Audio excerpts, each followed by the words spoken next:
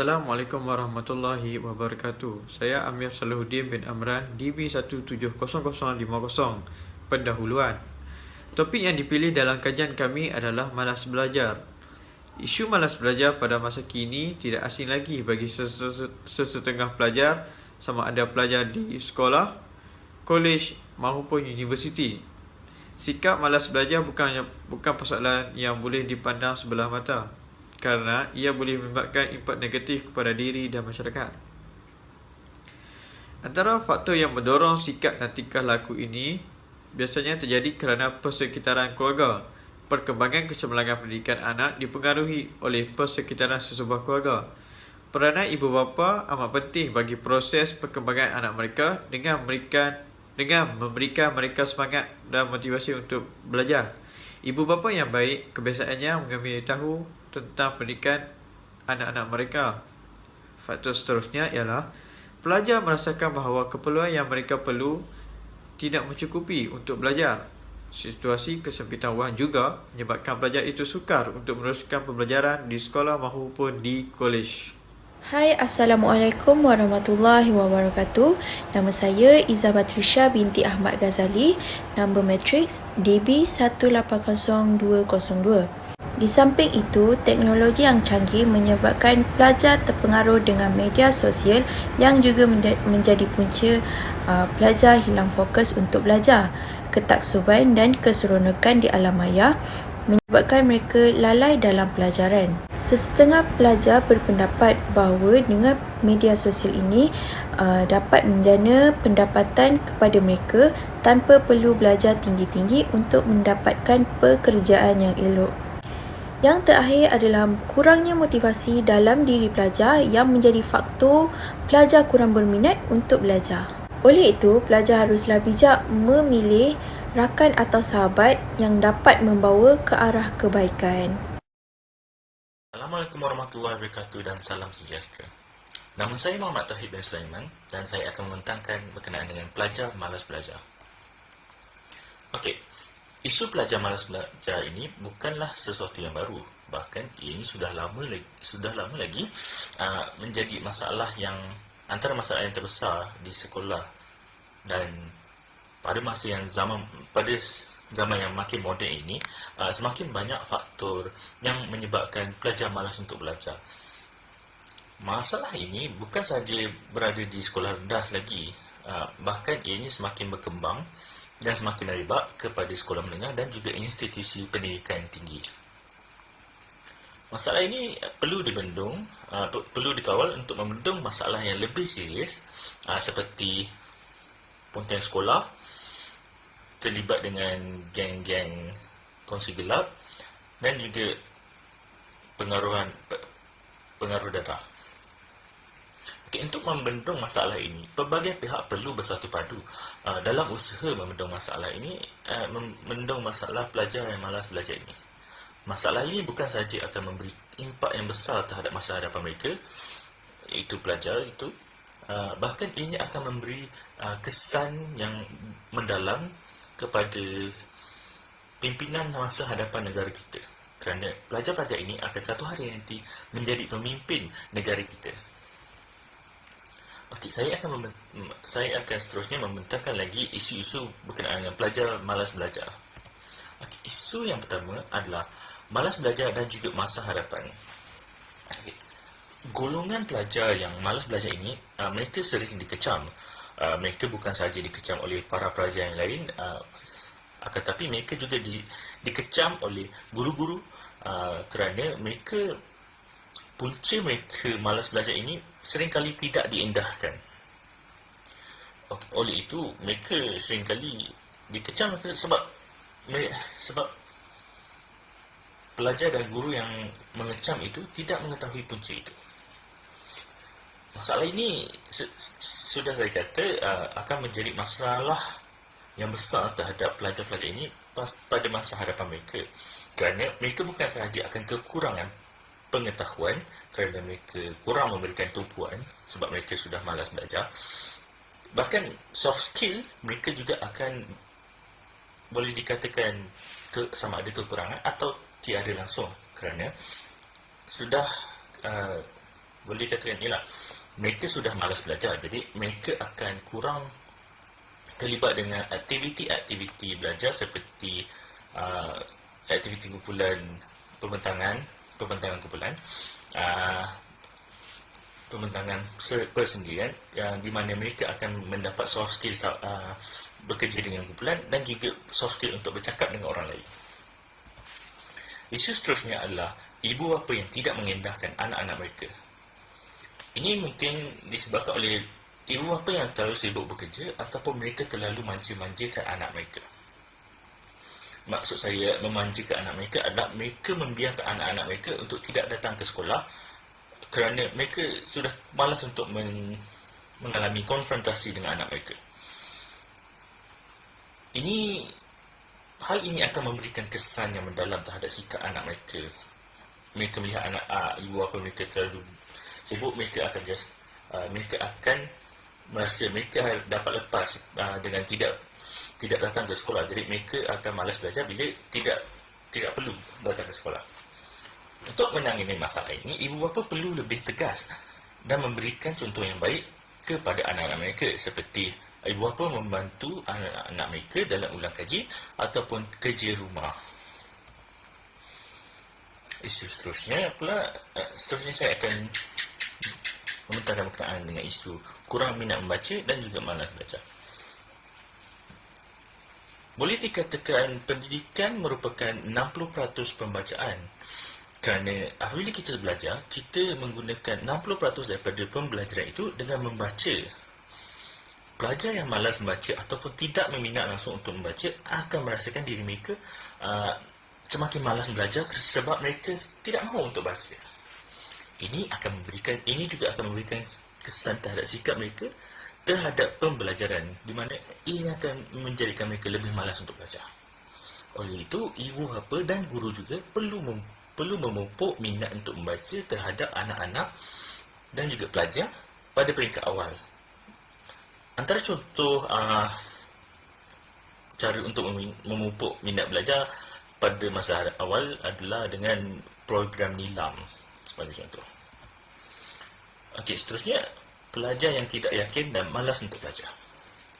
Okey, pelajar yang mempunyai tahap kecemerlangan yang biasa-biasa ataupun tahap rendah akan menganggap diri mereka sebagai seorang pelajar yang mediocre atau biasa-biasa sahaja, dan mereka akan merasakan ianya tidak berbaloi untuk belajar sebab mereka merasakan mereka biasa-biasa sahaja dan mereka tak nak meningkatkan kualiti hidup mereka. Okey, terdapat juga punca untuk masalah ini, iaitu mereka mungkin dibuli pada masa dulunya kerana mereka pada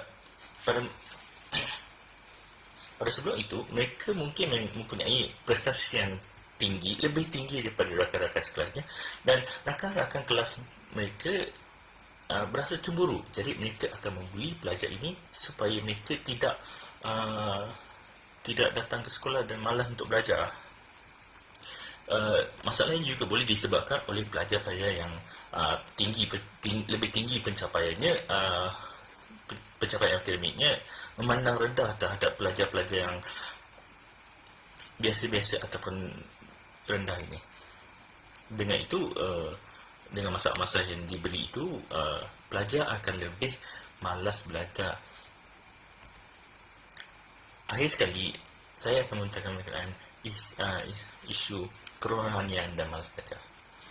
Amalan kerohanian akan memberi kesan yang mendalam terhadap sikap seseorang. Ini kerana dapat dilihat dengan beberapa kajian bahawa pelajar yang kurang amalan kerohaniannya akan lebih cenderung untuk malas belajar. Ini kerana mereka tidak mempunyai pegangan yang kukuh untuk belajar, kerana mereka juga tidak mempunyai pegangan yang cukup kukuh terhadap amalan kerohanian mereka. Oleh itu, boleh dikatakan amalan kerohanian ini boleh menarik minat pelajar untuk belajar jika mereka dipimpin dengan betul.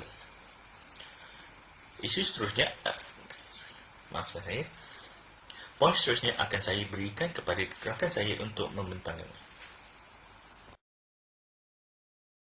Assalamualaikum warahmatullahi wabarakatuh. Seterusnya saya akan menerangkan tentang faktor-faktor malas belajar. Okey, seperti yang kita tahu, faktor malas belajar ialah faktor yang mendorong pelajar untuk mempunyai sifat malas.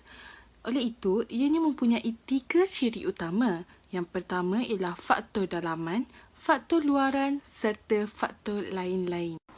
Seterusnya ialah faktor dalaman iaitu internal. Faktor dalaman internal ialah faktor yang terjadinya daripada diri seseorang pelajar itu sendiri. Oleh itu, antara faktor dalaman ialah faktor psikologi serta faktor fisiologi. Okey, faktor fisiologi memainkan peranan yang sangat penting bagi terhadap belajar. Setiap pelajar mempunyai tahap kecergasan serta tahap kecerdasan yang sangat berbeza. Belajar yang kurang zat iaitu nutrisi kurang berkemampuan untuk belajar kerana mereka mudah mengantuk dan cepat merasa bosan. Okey, bagi faktor fisiologi, pelajar yang mempunyai cacat mental sangat mempengaruhi keadaan serta kemampuan untuk belajar. Kebiasaannya, cacat mental terjadi sejak kecil lagi. Pelajar yang sedih juga boleh menyebabkan terjadinya malas dalaman iaitu pemikiran mereka menjadi kucar-kacir serta mereka lebih banyak termenung dan tidak mahu belajar. Seterusnya, faktor dalaman internal dari aspek faktor bakat. Okey, kekurangan bakat kekurangan dalaman yang ada pada diri pelajar dalam proses pembelajaran tertentu akan menyebabkan pelajar berasa cepat berputus asa dan tidak mahu belajar. Terdapat jenis pembelajaran tertentu yang menggunakan bakat dalaman seperti melukis, muzik serta olahraga. Bagi faktor motivasi seperti yang kita tahu ia dapat memberi inspirasi kepada seseorang. Motivasi adalah medium untuk mendorong pelajar untuk menjadi yang lebih baik. Pelajar yang kurang bermotivasi lebih malas untuk belajar seperti kajian yang telah dilakukan iaitu pelajar yang bermotivasi akan rajin belajar berbanding pelajar yang kurang motivasi akan berasa malas serta tidak semangat untuk belajar. Seterusnya, faktor dalaman internal bagi faktor ego serta faktor IQ. Bagi faktor ego, pelajar yang egonya tinggi sukar menerima pendapat serta malas untuk menerima sebarang pembelajaran. Mereka berasa mereka sudah pandai dan tidak ingin membuat ulang kaji dan tugasan yang telah diberikan oleh guru. Faktor IQ pula bahawa pelajar IQ rendah berpotensi untuk rajin belajar kerana kecergasan yang ada pada diri mereka adalah 70 dan ke bawah, dan ini menyebabkan IQ pelajar yang tinggi lebih suka untuk belajar dan ingin mencuba sesuatu perkara yang baru berbanding pelajar IQ yang kurang berminat tentang belajar. Okey, seterusnya ialah faktor luaran iaitu eksternal.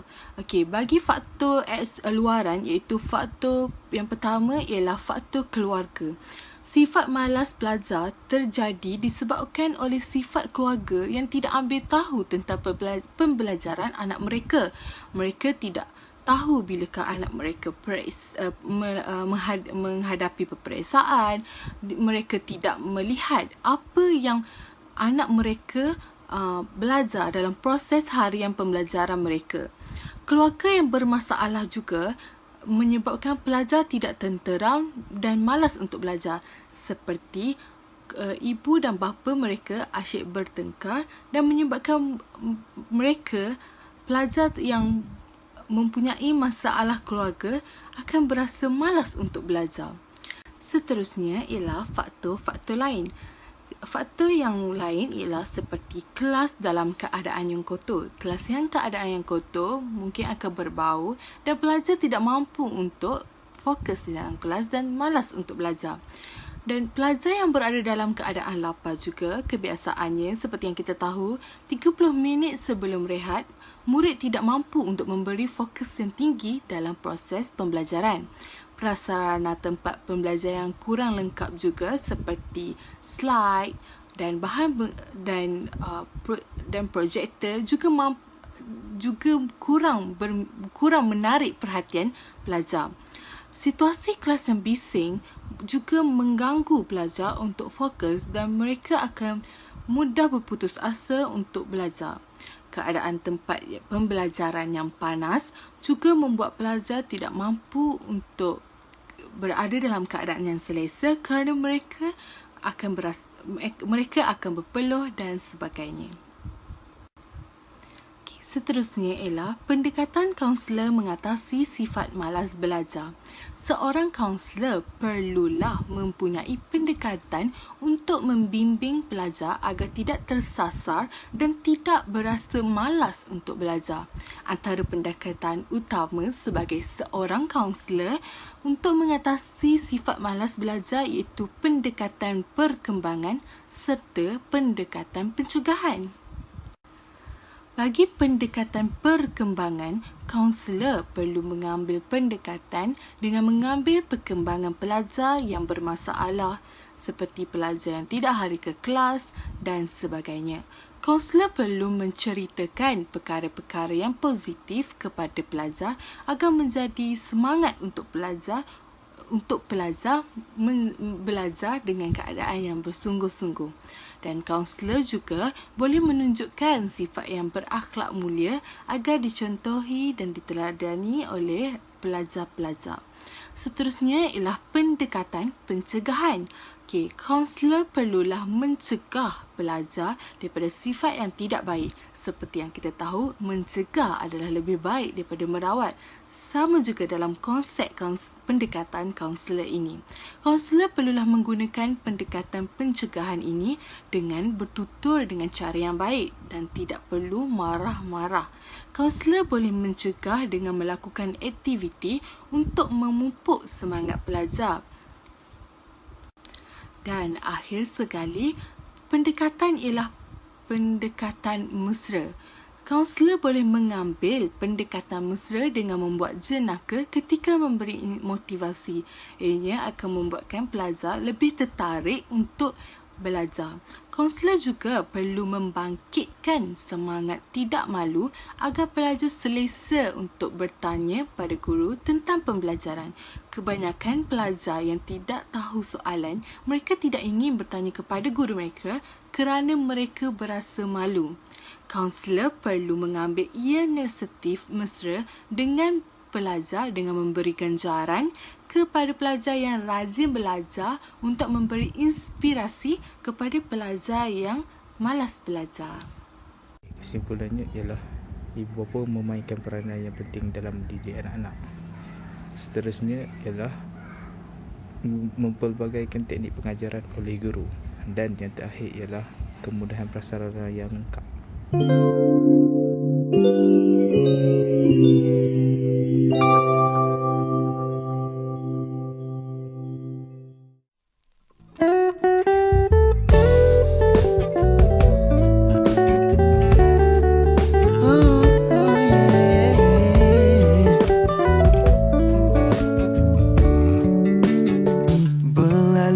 Sudah Ramadan, sebulan berpuasa, tiba Syawal kita rayakan dengan rasa gembira.